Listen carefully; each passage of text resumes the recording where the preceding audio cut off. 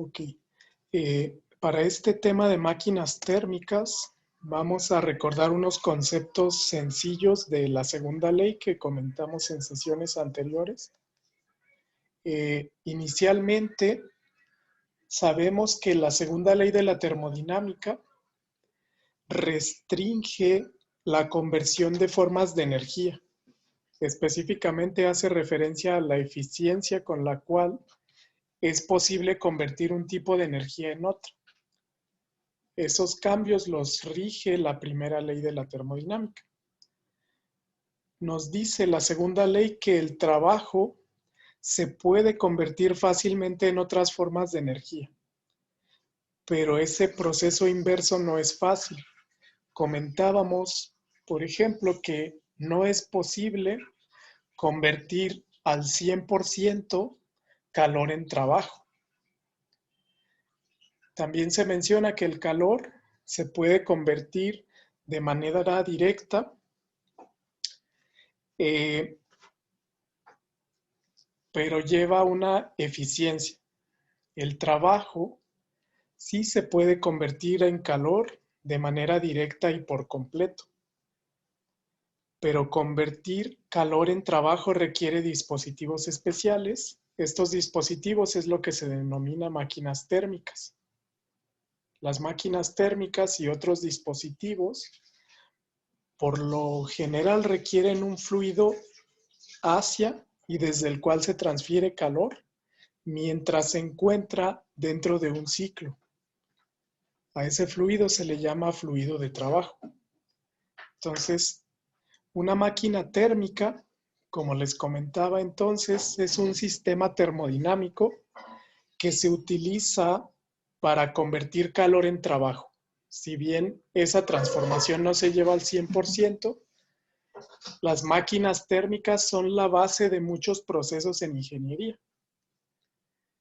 Por ejemplo, refrigeradores, por ejemplo, plantas termoeléctricas que se utilizan para generar calor y con base a ese calor convertirlo en trabajo y posteriormente en energía eléctrica. Entonces, una máquina térmica va a tener las siguientes características. Inicialmente consume calor, es decir, recibe calor hacia la máquina desde una fuente a temperatura alta. Dependiendo del tipo de dispositivo, puede ser energía solar, puede ser un horno de petróleo, un reactor, etc. Convierten parte de ese calor en trabajo, por lo general en forma de una flecha rotatoria que puede ser de una turbina o de un generador eléctrico. A su vez, parte del calor que ingresa a la máquina térmica no se transforma en trabajo, por lo que es rechazado hacia los alrededores, hacia lo que se llama un sumidero de calor. Ese sumidero se encuentra a menor temperatura. Y siempre las máquinas térmicas operan en un ciclo termodinámico. Entonces, para el estudio de máquinas térmicas vamos a considerar diferentes magnitudes, principalmente calores y trabajos, cantidades energéticas de entrada y salida. Q de entrada le vamos a llamar a la cantidad de calor suministrada al vapor en una caldera desde una fuente de alta temperatura. Esta es la notación del libro de Cengel. Q mayúscula de salida, entonces va a ser la cantidad rechazada del vapor en el condensador hacia un sumidero. Trabajo de salida es la cantidad de trabajo que genera el vapor cuando se expande en una turbina. Trabajo de entrada es la cantidad de trabajo que se requiere para comprimir agua a la presión de la caldera. Entonces, aquí tenemos un ejemplo de una central termoeléctrica en donde se sigue un ciclo termodinámico. Esta es una representación de una máquina térmica. La frontera del sistema, que es este cuadrado en la figura, es la distinción del sistema. Propiamente todo lo que existe en este recuadro es el sistema, es la máquina térmica. Entonces noten que la máquina térmica tiene calor de entrada desde una fuente de energía a alta temperatura, rechaza calor, genera trabajo por medio del ciclo en una turbina y este calor se rechaza al sumidero. Eso es propiamente la máquina térmica, estudiada simplemente como una caja negra en donde ocurre este ciclo. Entonces, en esta central eléctrica ocurren los siguientes procesos.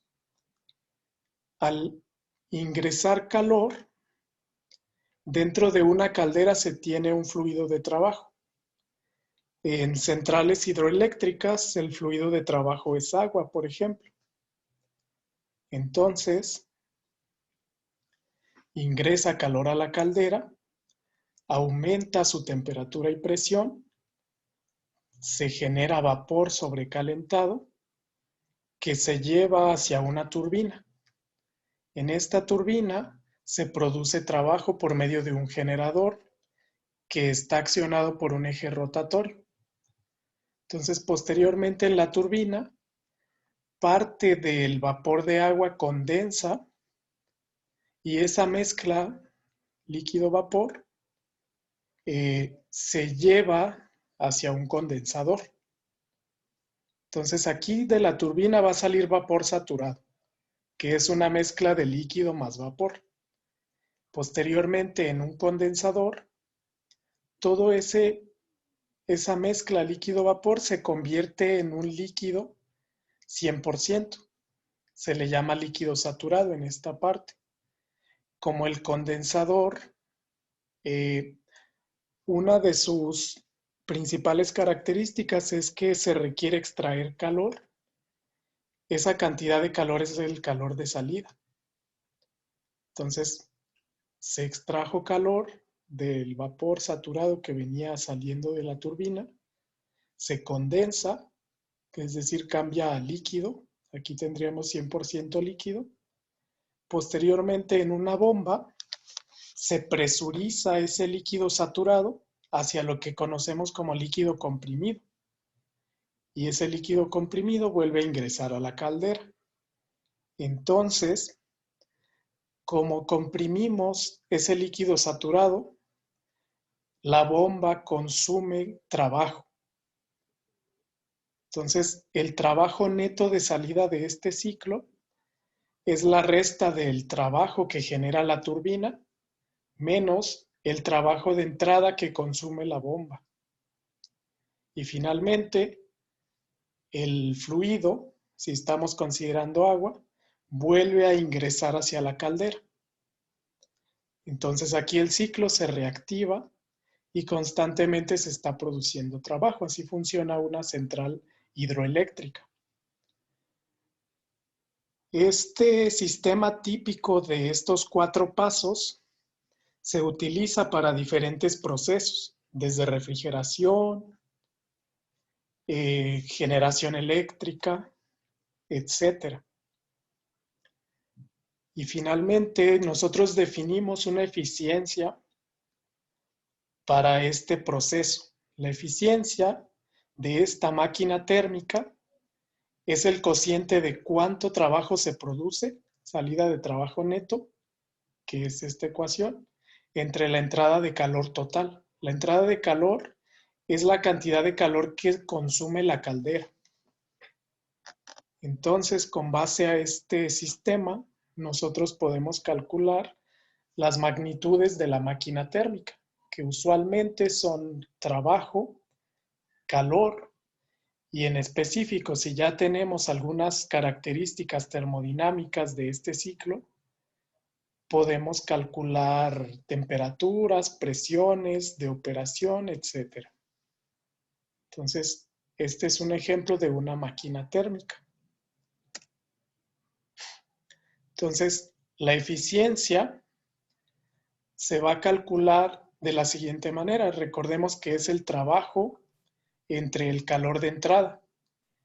Este cociente siempre va a ser menor a 1 y va a estar en un rango entre 0 y 1. En este caso, sabemos que esta magnitud nos dice en qué grado se llevó la transformación de calor en trabajo. Entonces, por la segunda ley ya sabemos que no es posible transformar el 100% de calor en trabajo. La eficiencia térmica, si nosotros hacemos algunos arreglos, se puede calcular también como 1 menos calor de salida entre calor de entrada. Esta ecuación surge de un balance de energía, sustituyendo el calor neto de salida como, si nosotros hacemos un balance de energía, calor de entrada es igual a calor de salida más trabajo de salida. Entonces, con esa ecuación y la ecuación de eficiencia podemos llegar a una ecuación de eficiencia térmica donde solo se considera de inicio la cantidad de calor. Entonces, de manera general nosotros podemos representar una máquina térmica con este diagrama. Se tiene un depósito a alta temperatura, TH. Para el libro de Cengel, TH es temperatura caliente. QH es el calor que se transfiere de ese depósito a la máquina térmica propiamente. La máquina térmica aquí está representado como ese ciclo termodinámico, genera trabajo y rechaza una tasa de calor que se le llama QL. Aquí QH es la cantidad de calor que se transfiere entre el dispositivo cíclico, que es la máquina térmica, y el medio. Entonces, en este caso, digamos que QH es el calor que ingresa al sistema. W neto es la potencia o el trabajo generado. Y QL es la magnitud de transferencia de calor de la máquina térmica hacia el medio de baja temperatura. Entonces, esta es la abstracción de una máquina térmica que solamente tendría entonces 3 cantidades energéticas importantes. Aquí una observación, el balance de energía es el siguiente. La cantidad de energía que entra a la máquina térmica es igual a la cantidad de energía que sale. Entonces entra QH, eso es igual a QL más W.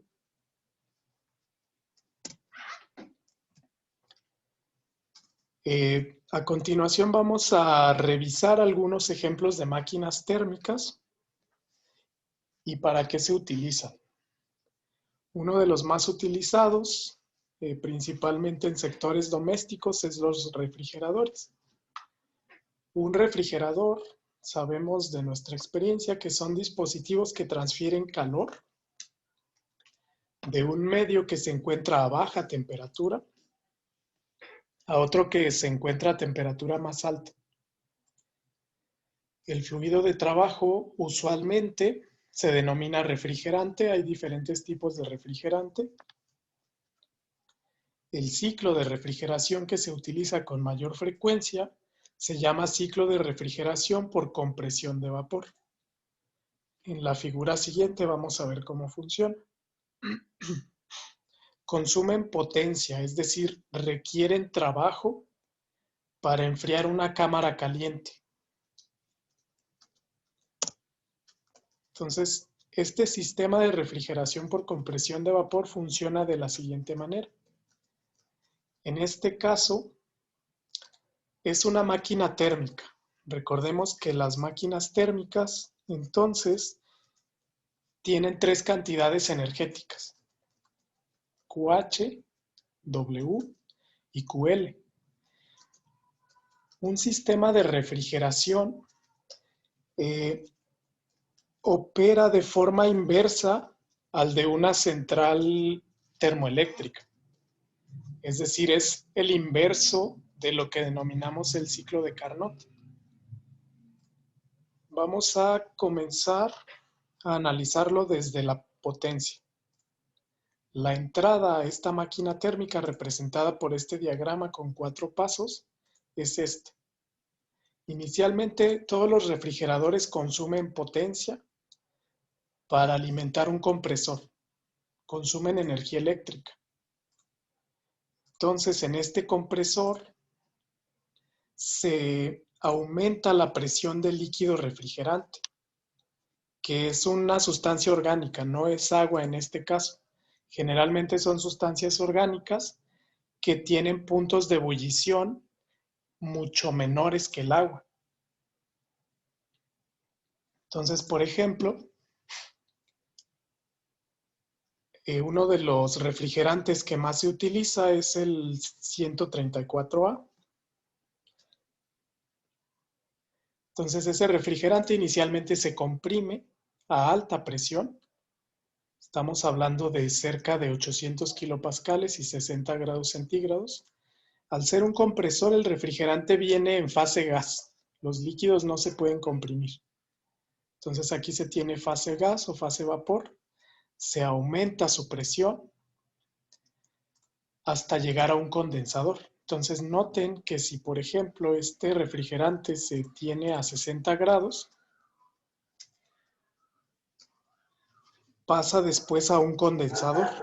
Ese condensador está usualmente en la parte de atrás de los refrigeradores domésticos y su función es precisamente cambiar de fase gas a fase líquida.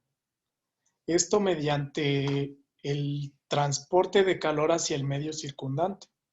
Si, por ejemplo, está a 60 grados y el medio circulante está a 20 grados, va a transferir calor, rechaza calor. Posteriormente, aquí se supone que rechazó calor, por lo que se disminuye su temperatura. Luego se hace pasar a una válvula de expansión. En esta válvula de expansión, como su nombre lo indica, la presión disminuye. Disminuye la presión y por esa disminución súbita de presión cambia su temperatura desde 30 grados hasta una temperatura bajo cero, por ejemplo, menos 25 grados. Entonces, mediante un evaporador que está en contacto con la cámara refrigerada, si fuera un refrigerador doméstico, aquí es donde están los alimentos, por ejemplo, como está a menos 25, se evapora este líquido absorbiendo calor de la cámara refrigerada. Entonces, esa evaporación hace que se enfríen los alimentos y posteriormente esta evaporación ocurre a presión y temperatura constante. Se vuelve a alimentar ese gas al ciclo. Entonces, este es el ciclo de refrigeración. Si lo representamos como una máquina térmica, tenemos que el espacio refrigerado, frío ATL, rechaza calor hacia la máquina térmica consume trabajo y existe el calor de salida, QH, hacia el ambiente caliente. Entonces, ese es el ciclo de refrigeración por compresión de vapor. Varios líquidos refrigerantes usualmente les comento que son sustancias orgánicas. Entonces, eventualmente dentro de un refrigerador existen fugas de ese gas hacia el medio circundante. De ahí que algunos refrigeradores domésticos se tengan que recargar con ese líquido o gas refrigerante.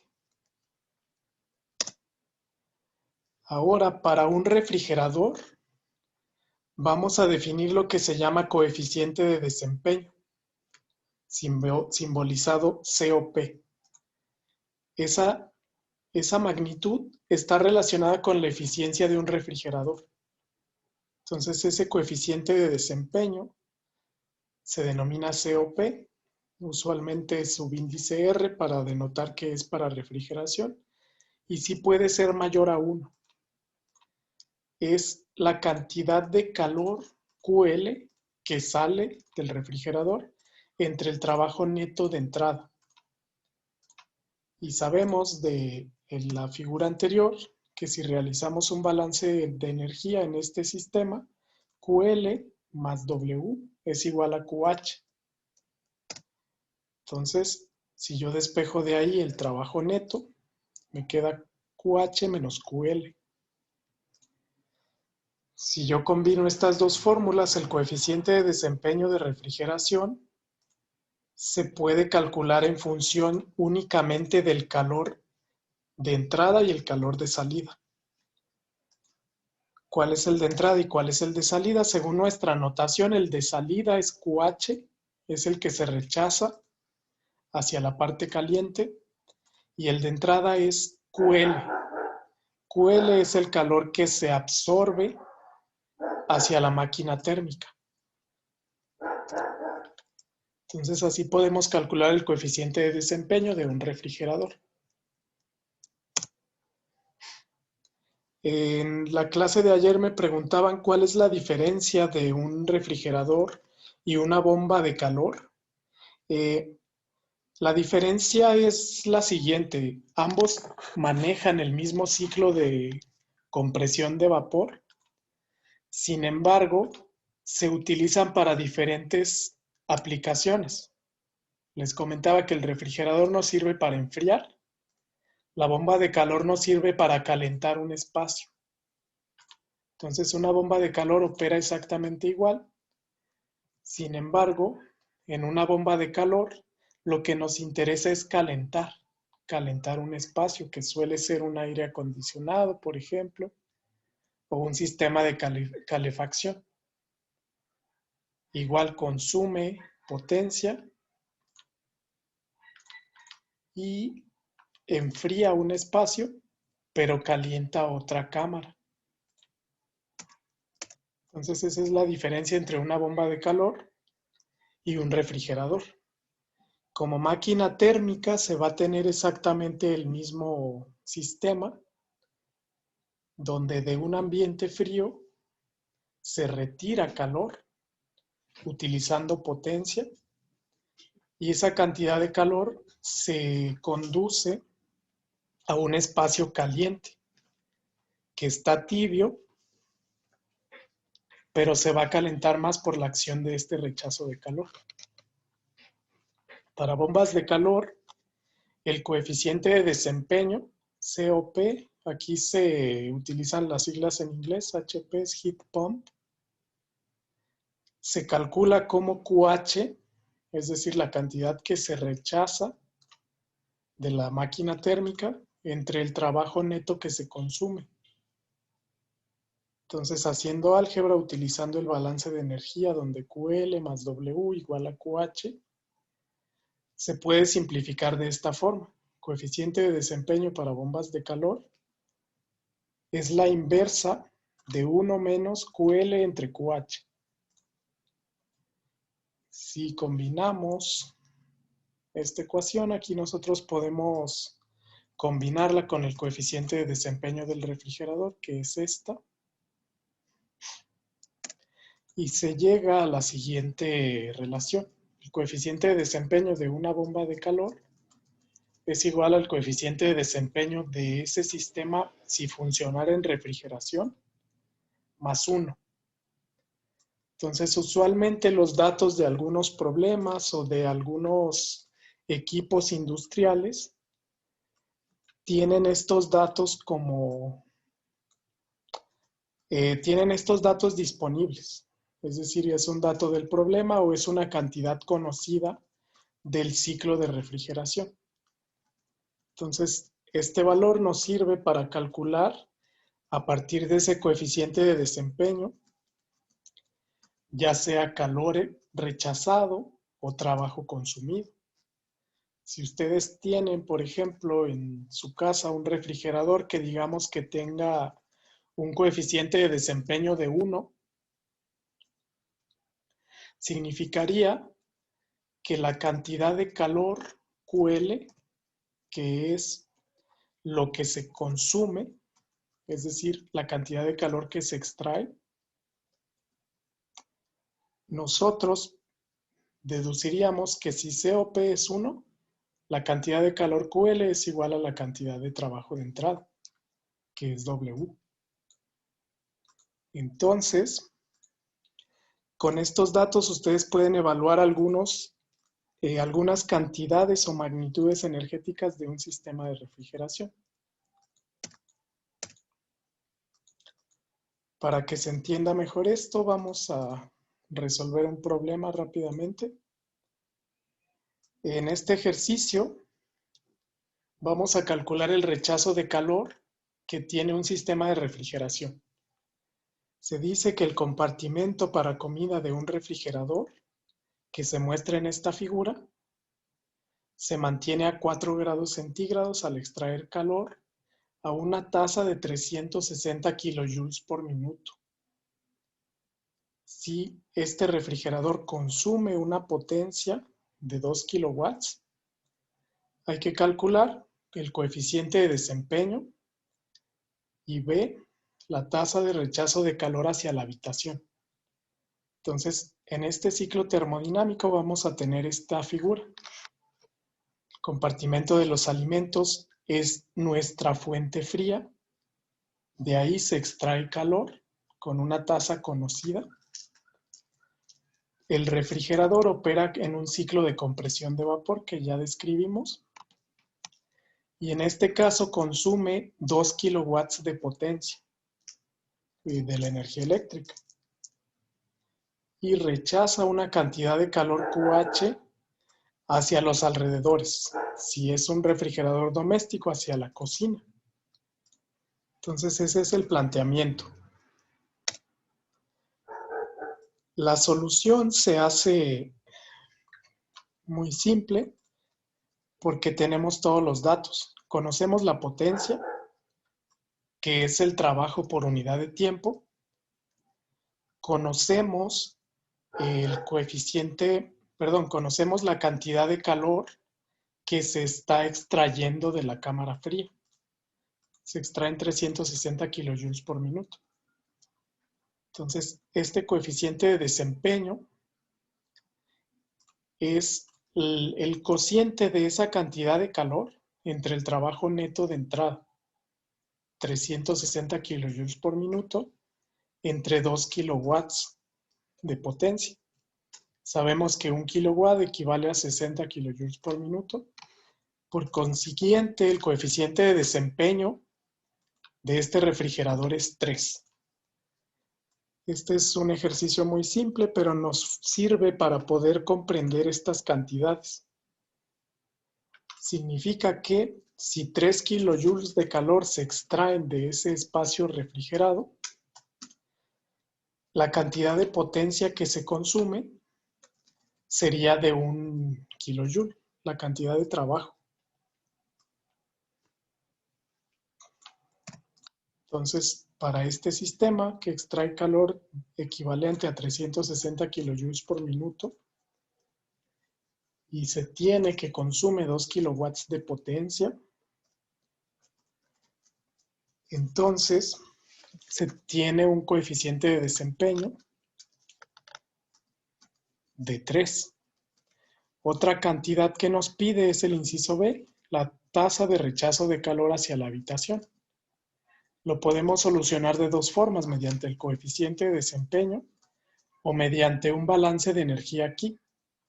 Un balance de energía en esta máquina térmica me dice que la cantidad de trabajo que ingresa, en este caso las entradas, sabemos que es W neto más QL, y eso es igual a QH. Todas las entradas de energía son igual a las salidas de energía. Entonces, para el inciso B, la tasa de calor se calcula por medio de un balance de energía.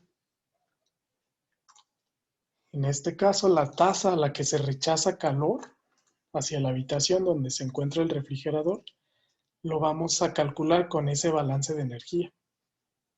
Entonces, las entradas de calor eran QL más W Y esas deben ser igual a las salidas de calor, que conocemos como QH.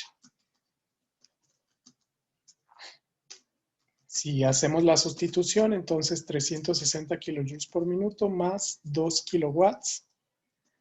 Aquí hay que aplicar este factor de conversión, 60 kilojoules por minuto es 1 kilowatt. Realizando la operación me da 480 kilojoules por minuto. Entonces aquí se comenta que la energía que se remueve del espacio refrigerado y la energía suministrada al refrigerador como trabajo eléctrico, al final se manifiestan en este rechazo de calor que hace que cambie la temperatura de los alrededores. Entonces se comenta que demuestra que la energía interna se puede cambiar de una forma a otra o moverse de un lugar a otro. ¿Qué fue lo que pasó aquí? Cambiamos las temperaturas tanto del compartimento frío como de los alrededores. Entonces, inicialmente la energía interna se transforma en calor. Esta cantidad de calor se rechaza hacia la cocina. Entonces, esas transformaciones energéticas, que es lo que menciona el libro ahí como comentario, pueden ocurrir desde un tipo de energía a otro. Sin embargo, si transformamos calor en trabajo, en este caso no sería posible realizarlo al 100%. Como comentario para la segunda ley de la termodinámica, cada proceso de transformación de energía lleva vinculado una degradación. Si inicialmente se transformó energía interna en calor, posteriormente este calor se rechaza hacia la cocina, esa cantidad rechazada va a ser diferente que la que se transformó. Entonces, eso es el análisis de este ejercicio.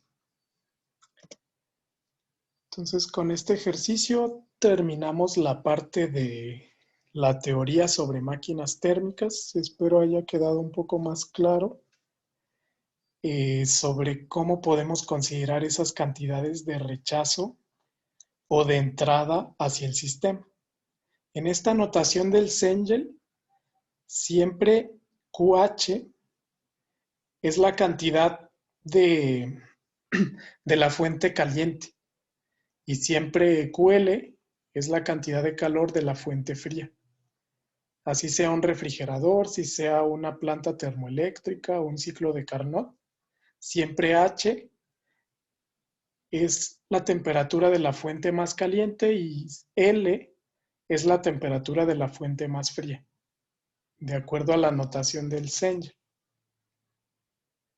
Entonces, con esto terminamos esta parte.